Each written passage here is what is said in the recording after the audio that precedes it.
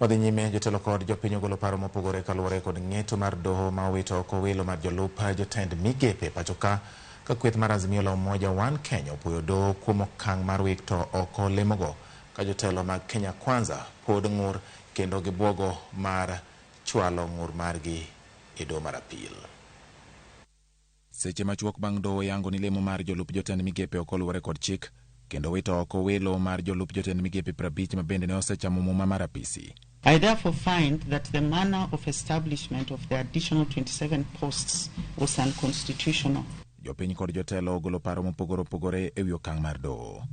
Ka gin e gwenge ma Ugunja e kinde nyasi manoyware kod ogai mar Azimio Raila Amolo Odinga, kweth mar Azimio opwoyo okang' mar doho wito oko welo mar jolup jotend migepe ka gikoni welo makamago notim ataro mar chik. Mahakama leo imeamua ya kwamba hizo positions are constitutional. Sisi tunaunga mahakama mkono.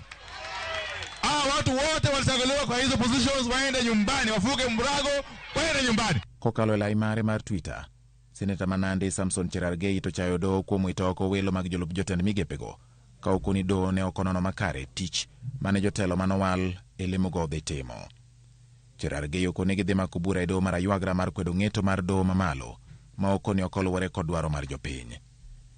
E kindeno jaod bura ma Saboti Caleb Amisi okoni joma ne owal e lemo mar jolup jotend migepe ne otugo kendo jatend piny William Ruto ne ong'eyo malong'o ni welo no odhi ataro mar chik, kata kamano notimo welo no mondo kwe jotelogo manosiko ka dwang'o dhode. Okoni jotelogo koro osesomo gima siasa en kendo koro nyaka gidog kuom jopiny. Jodak Manandi kata kamano nyiso kuyo kaluwore kod ng'eto mar doho ka gikoni kaka kaunti nyocha ne hapgi oleng'ore kendo yudo lemo mar jalup jatend migao ka koro gikwayo jatend piny William Ruto mondo bi omany kaka podo ne kaunti no lemo machielo. Sisi kama wakaaji wa Nandi County bado tunashangaa kwa sababu matarajio yetu tulikuwa tunaona kama CAS ni wale wasaidizi wa mawaziri.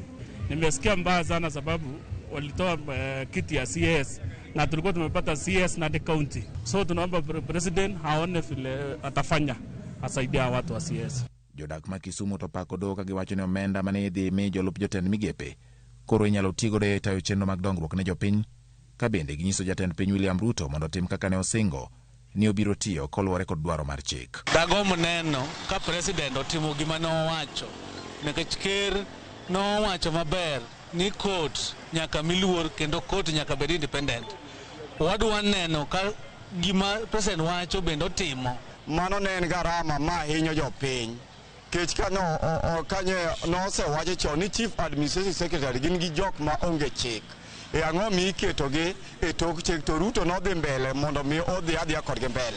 To wadwa ng'iyo to ka Kenya ka Ruto tiyo gi chik machon koso tiyo gi chik manyien. Okang' mar doho wito oko welo mar jolup jotend migepe koro keto e rameny piny owacho mar Kenya Kwanza mar ng'iyo ka bende gibiro chopo singo margi mar luwore kod dwach chik kendo chiwo luor ne doho ma pachoka.